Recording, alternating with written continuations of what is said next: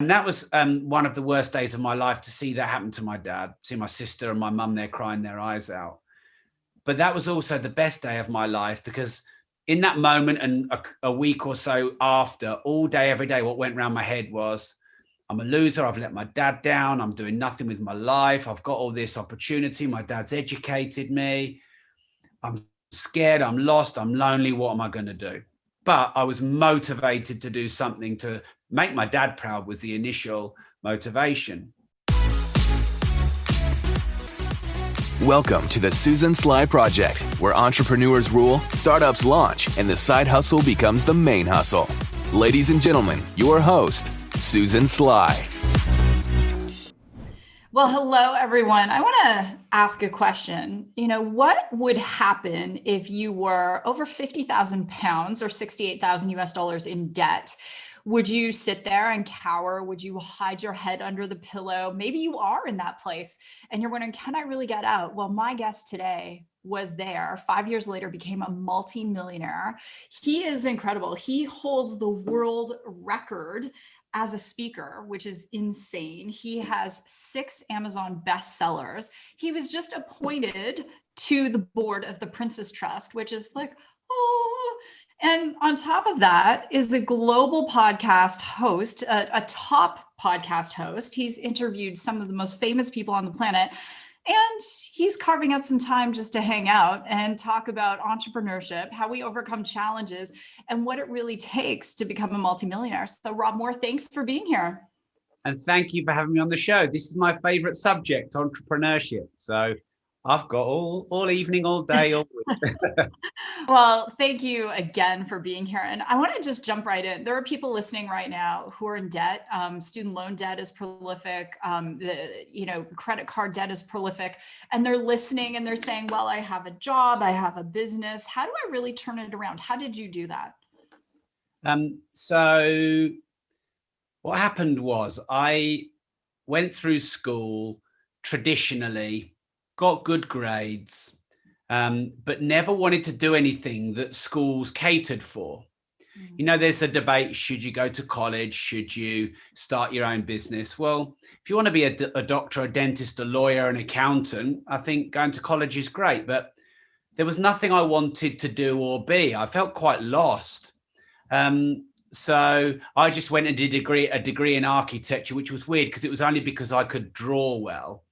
And I didn't enjoy it academically, just socially.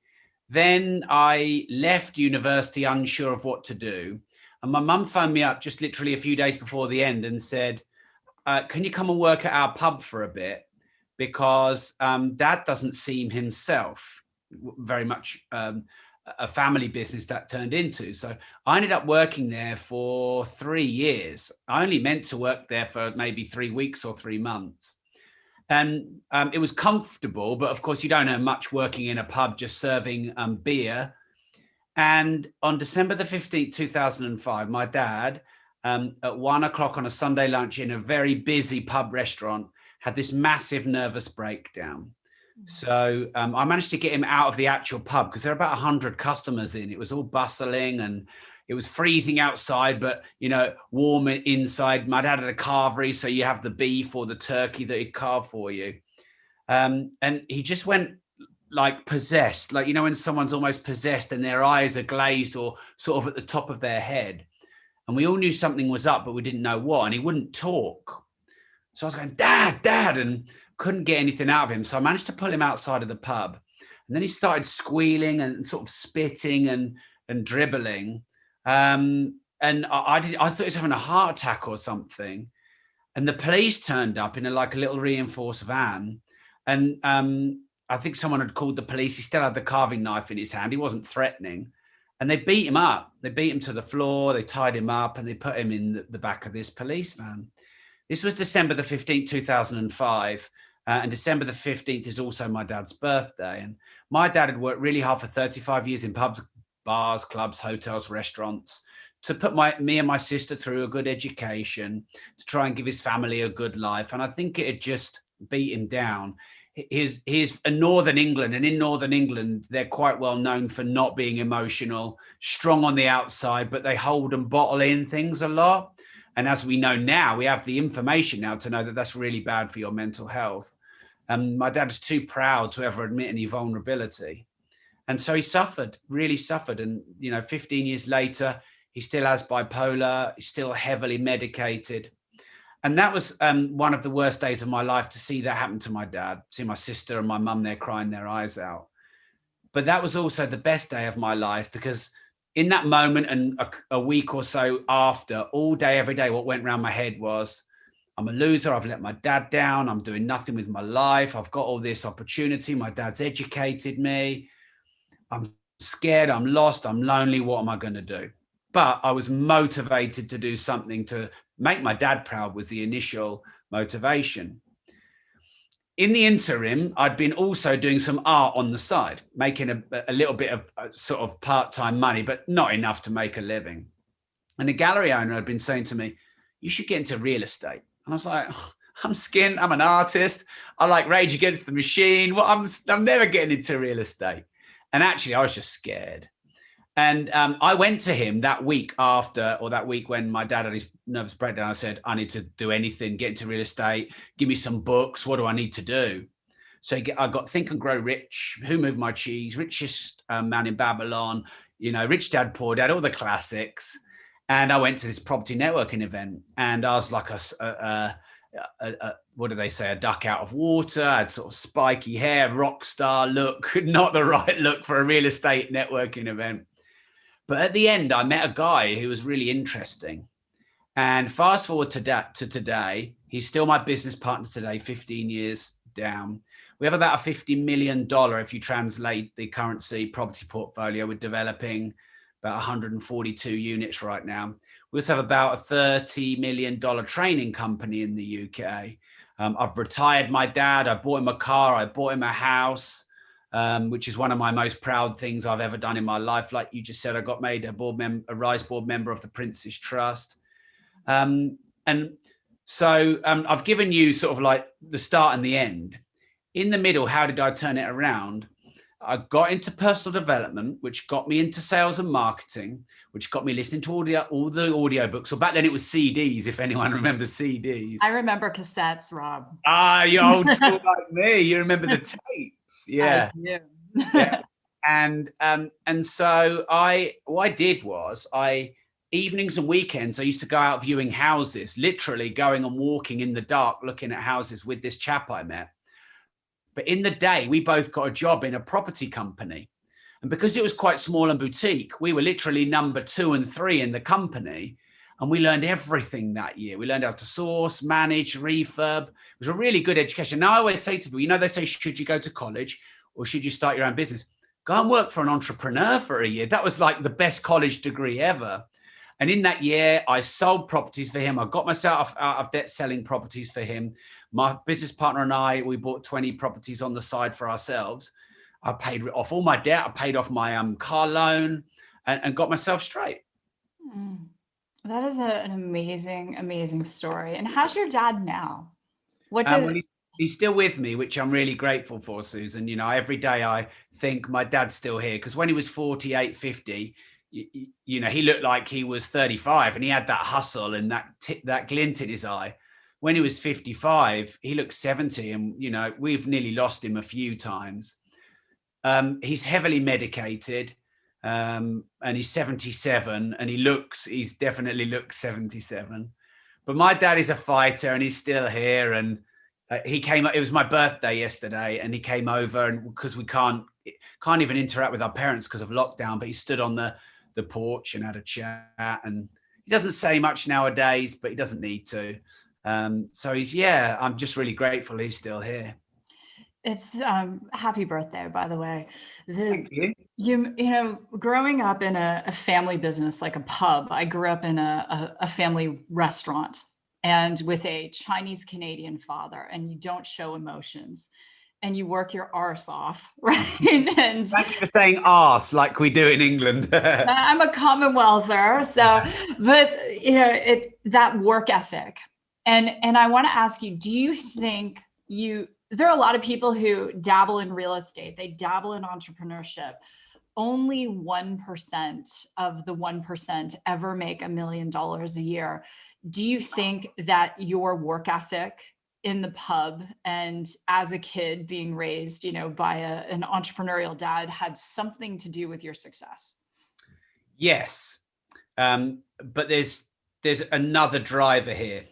So I've always wanted to prove to my dad that I'm a good son and I've made him proud. And I probably didn't so much before his breakdown, because I think I took him for granted a little bit. But since his breakdown, I really wanted to show. So, even to this day, if my dad ever says I'm proud of you, which is like a 4-word text once every 5 years, then that's made my whole year. Yeah. So that's a motivator. But actually, my dad got me working from the age of 6.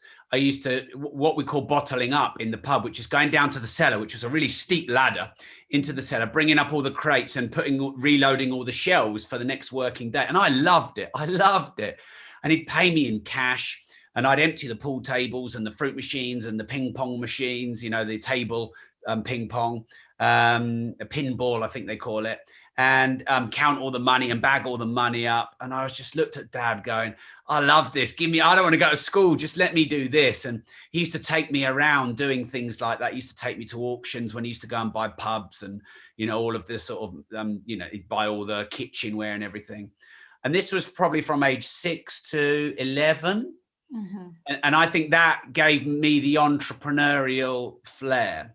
But actually, and this is just sort of, being honest, really, but one of my main drivers is just proving to the world that I'm useful and valuable, and I can be good at something, and I'm worthy of being accepted. Because when I was 9, I got really fat. And it sort of just crept up on us all. Living in a pub, you're drinking Coca-Cola. Back then, you didn't know how many calories and how much sugar was in Coca-Cola, because my mum and dad, just to shut me up, would give me Coca-Cola all the time. And I got really fat, and I felt really ostracized at school.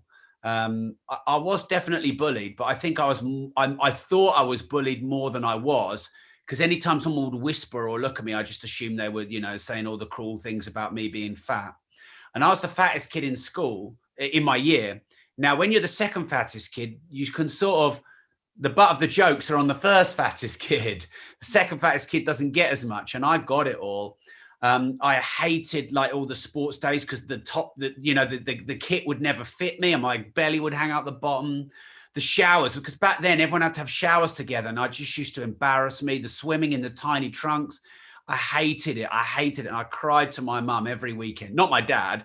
I wouldn't dare do that. But to my mum every weekend, get me out of this school. I hate it. And I've actually spoken to my school friends 30 years later, and they didn't even know I was going through that. Oh, you just seem like a normal guy. We thought you were all right. So I think I've overplayed it in my head. And I begged my parents to let me move school, and they let me in the end. And they're paying a lot of money for this school. And what I did was, in the 9 weeks of summer time, school holidays, I went on this crash diet, and I just ate nothing for 2-3 days straight. Then I'd, eat a piece of toast or something like that, and just drink Diet Coke. And I lost all my weight, lost it all. And I went to the new school, and, no one called me fat and all the stuff. And, actually girls started to find an interest in me, and I wasn't ostracized from the groups. But what was really weird is, all that neediness of being accepted and wanting to be liked and in the dialogue and admired, and people think I'm someone, I never lost that with my weight. And I think I still have a lot of that need today, Susan. Now, I've done a lot of therapy and personal development and courses, and I think I don't hate myself for that anymore, because I did for many years. I felt like I just hated myself for feeling like that. Now I know that it's part of who I am, and that it's okay. And it's a driver to do podcasts and write books and help many people. So it's still there a bit. Like sometimes if I feel rejection, I just feel like a fat 9-year-old kid in his swimming trunks. But that actually still motivates me. I just think maybe I can see it for what it is a bit better now. I'm 42.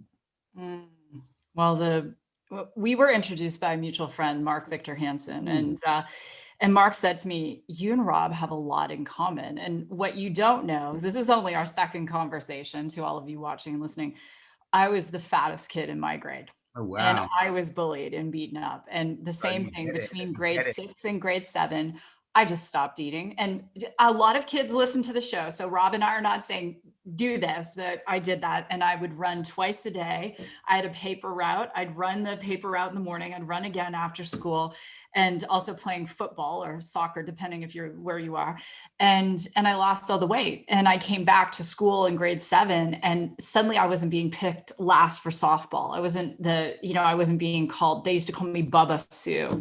And I know for me as well, it's a driver. And one of the things I would say to people is stop apologizing for your ambition, but don't look for ambition in something that isn't going to drive you. I want to ask you this. You're obviously driven, you're self-motivated. You mentioned, Rich Dad Poor Dad. I've done speaking events with Robert Kiyosaki. He's an outstanding person. Jim Rohn was a personal mentor of mine. I did the last speaking event Jim did live. I did it with him.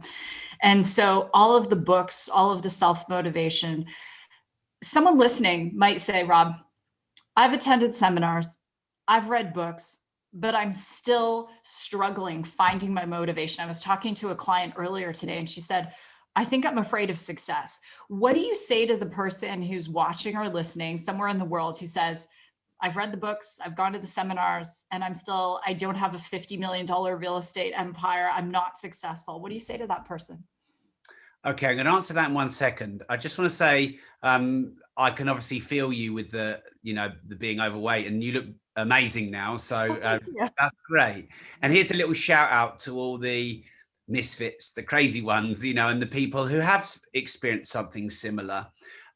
I think you take pain one of two ways, don't you? It breaks you or it makes you. And I'm very grateful for, what happened to me with my dad and to me as a child, because it gives me the motivation now. So you've got to use whatever pain you've got towards as a fuel for something, like you said, ambition or progress or being valuable. Now, what I would say to people who are trying and hustling away and not quite there yet, number one is don't give up. Now, I know that's a really common saying, but the caveat would be if you're doing something that's totally wrong for you and you know it, like a job you hate or a career that's going nowhere, then you should give that up. But assuming you're on some kind of path, don't give up. So I wrote a book called Start Now, Get Perfect Later. And I think perfectionism can be a real curse because, we want to show good, do good, look good, have everything just right, before we put our products and services out to the market, before we go and do live videos, podcasts, public speeches. And that can be a real barrier. And, there's many flaws I have, but something I am good at is just trying things. And I think it's because I like variety. So I've spent most of the last 10 days on Clubhouse, and I just started my own rooms, watching, no sleep, dreaming about Clubhouse. And honestly, I'm figuring it out as I go. I'm no guru of Clubhouse. I'm just figuring it out. But I'm prepared to do my own room and go and ask a question and, maybe look a bit silly and whatever else. And your first webinar, your first course, your first product you create, your first few pitches that you do on the phone, whatever, they're not going to be great, or at least they're not going to be your best. Your first real estate deal should be your worst, shouldn't it? Because you should get better and better. So I would just say start now and get perfect later. But there is a myriad of things that could be at play. Like you said, fear of success. I mentioned perfectionism, that someone might be able to relate to that. They may just not know what to do because there's a lot of information out there and they could be very overwhelmed with all the information. If that's you, pick something, take something you're passionate about. Well, I'm passionate about vinyl. I'm passionate about fashion. I love Alexander McQueen. This is what this jacket is. I'm pretty much, I think Alexander McQueen's share price is doing well because of me. I love talking about business and entrepreneurship. I love podcasting. I love authoring. So I've just picked 5 things there that I love. I could create a business around those. I could create a fashion podcast, or I could create an entrepreneur's podcast, or write a book on business. So take something that you're passionate about and start creating a product and service around it. So it really depends on what the barrier is. The fear of success. Now, that's a bit of a deeper one. It stops a lot of people doing live videos. I know a lot of people are worried about getting critics. A lot of people are worried that their friends or family will disown them, or they'll say that you've changed. Let me just say this. Those that, what is it? Those that matter don't care, and those that care don't matter. What's the saying? There's a saying about people that if they matter, they don't care. And if they don't care, they don't matter. So the right people will stay with you along the journey. The next thing is, if someone came up to me and I hadn't seen them for 30 years and they said, you haven't changed a bit, I'd almost be offended. I want to change. I want to grow. I want to be better. So I don't think change is a bad thing. I think a lot of people are scared of change. It is scary. And maybe it's a fear of change. But that is a deep question, Susan. I've given maybe 4 or 5 examples there. But there's lots of reasons for why people are held back. It can be fear of failure, looking stupid in front of people.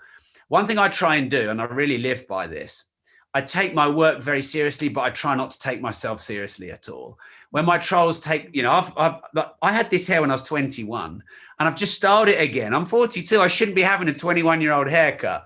Yes, but I don't care. And if you're going to take the mickey out of me, I'll take the mickey out of myself. Because it doesn't matter. So take your work really seriously, but don't take yourself too seriously. And then, when you put yourself out there and people see that you're serious about your work, but not yourself, I think they'll really connect with you. Those are some great tips, Rob. In thinking about this whole concept of perfection, I've always said perfection is a form of procrastination, and you're going to suck. You're going to suck. I was on Clubhouse this morning and I was messaging some friends of mine, Andrea Lake. She has founded several 8-figure companies, amazing badass. She was one of the first t-shirt entrepreneurs in the 90s on the internet. So I'm messaging Andrea, I'm messaging Lori Harder. I'm like, girls, let's have a badass women 7-figure founders room on Clubhouse, right? Talking, I'm going to add you while we do this so that I don't miss any of your rooms. Yeah, I'm going to be in your room. And this whole, like, we don't have to worry about getting it perfect, because there a lot of the best entrepreneurs, and especially for kids, they won't be successful because they're so worried about that. My son listens to every show I do, and he's got a very strong learning challenge, and he's studying graphic design and art because that's his passion, to your point. And every show I do, he'll come back and he'll say, I love when this person said this person said this. On the Princess Trust, you have your 6th passion, I know, is really mentoring young entrepreneurs. And I know this is huge for you. This is a legacy piece. Like, if none of the other stuff, I love Yves Saint Laurent, so we could have a whole fashion discussion. If none of that stuff existed and you had to do one thing, I know from what I've read about you, your heart is this passion for young entrepreneurs. We have a lot of show listeners that are under 18. What do you want to say to them about the future in entrepreneurship? First thing I want to say is I'm glad I didn't swear, because sometimes I do, so I've done well there. We've edited it out. I don't want the E for the kids. No. Okay, so what I would say to young entrepreneurs is, and I don't want to sound like your old granddad here, but it's such great land of opportunity. Now, you don't know that because you don't know what it's like to be 42 or 62. But I would like to tell you, the internet is the most amazing invention for business. Many of us didn't have internet. I don't know if you remember dial-up, Susan, and how long a page would take to load. I'm almost 50. I remember dial-up. You want to throw your computer, and how the image would just sort of creep up like that. You've got super fast internet. You've got access to hundreds of millions of people on all the social media channels. You know how to use all the apps and online features better than us 40 somethings. So leverage that. A lady just did a TikTok today. She works at the coffee chain that I get my coffee from in England. It's like Starbucks. It's called Costa. And she just quit and she did a TikTok on it. She's making enough money from TikTok. And I just thought, I love that story. Just good on you. So as a young entrepreneur, leverage the internet, leverage social media, leverage all these apps. I know you have to be careful, with online bullying and addiction. So don't stay on them all day, every day. That I do feel I should warn you about that. But I think it's great opportunity. Now, one of the reasons, I know many billionaires and I know many philanthropists. And if we're honest, and like, I don't know if we should say this, but we do say this. But like, what we like about young entrepreneurs is we wish we're a bit more like you, or we can see a bit of flair in you that maybe we had when we were younger. So we're vicariously living our youth through you. And you should leverage that, my young friends. You should be messaging people like me and Susan and successful entrepreneurs and say, hey, can I have a quick 15-minute call? I've got a problem here. Can I run it by you? I've got an idea. What do you think? If any young entrepreneur if anyone asked for help, I'd do my best.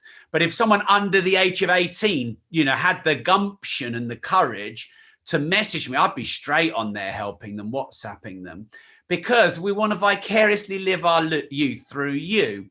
So I would say take that courage and message as many people as possible and get yourself a mentor.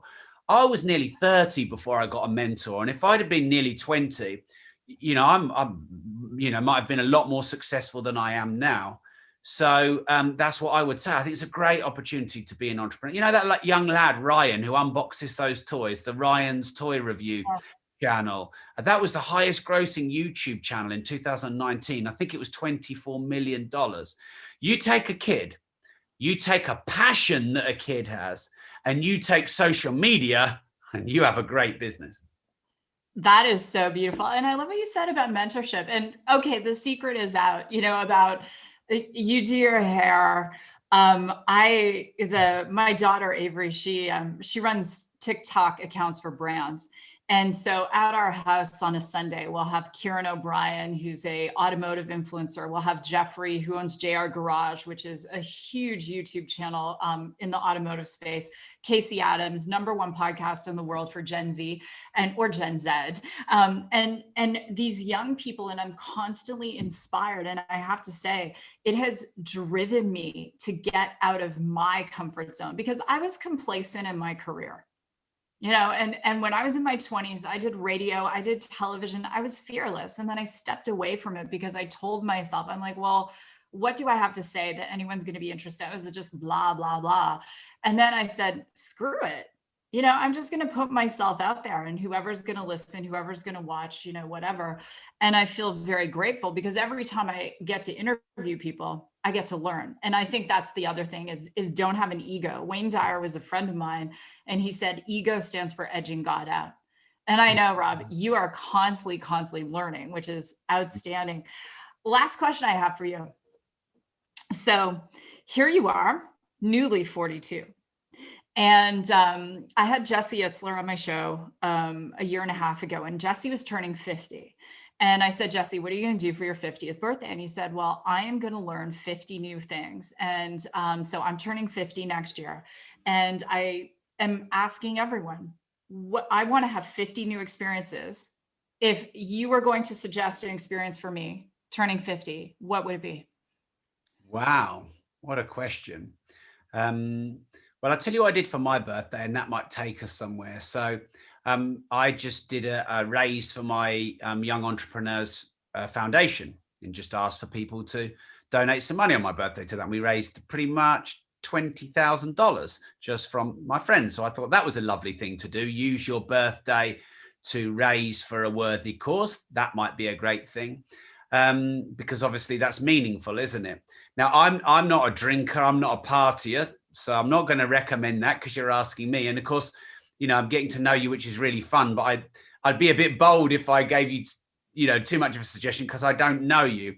I think that, try 50 new things in your 50th year. So what's that, about one a week? I think that's a lovely thing to do. But I should come up with something original. So what should you do on your 50th? I'll tell you what you should do. How's this? Reach out to 50 people you'd love to meet in your life, but you might be scared to do so. Like, I'd love to meet the Dalai Lama, but it's quite, even though he's such a compassionate guy, he's a big dude, isn't he? And, like little old Rob messaging the Dalai, I'd love to meet Arnold Schwarzenegger. I've met him and spent quite a lot of time with him, but I'd love to meet him again. So why don't you do that? Why don't you reach out to 50 people you'd love to meet who are like maybe quite big fish, and see if you might get an audience with them. That would challenge you, wouldn't it? That would help you grow. Try that. I love that idea. That's an outstanding idea. I don't think one needs a birthday to say, hey, this is what I'm going to do. I spent a lot of time working in Cambodia, and we were rescuing kids from trafficking, and I've nearly been killed many, many times. Wow. I would love to meet Angelina Jolie. I walked into this bar in Siem Reap. Oh gosh, I don't even know what year it was. And I was a hot mess. We had been, doing a lot of the work on the ground with the kids, and I'm wearing these cargo pants and this sweaty tank top, and I walk in this bar, and I'm not a big drinker, but I'm not going to say I don't drink, but I'm a 2 maximum kind of person, and go up to the bar and get a drink, and then I look to the left, and there's this photo of Angelina Jolie, and she was doing Tomb Raider there, and she's been very involved in Cambodia, liberating children. So I'd love to meet her. I did a lot of work with the UNHCR, and Angelina and I were in the same brochure. I opened the brochure, so it was me talking about trafficking, and she was the closing person. So I've come very close to meeting her in the same brochure. Make that happen. You could get her on your podcast, maybe. That might be a good route. Like you have, that's the great gift of podcasting, isn't it? You meet such amazing people, and we met through Mark Victor Hansen, and you and I have keenly connected people through each other. And actually, just as a little thing to say, if anyone really wants to meet really interesting people, start your own podcast.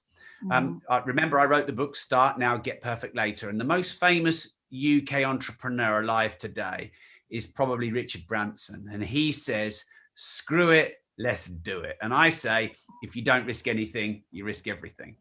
That's beautiful. Screw it, let's do it. That could be the theme for 2021, after 2020, right? I had an amazing year. Kind of screwed anyway, so have to. Yeah.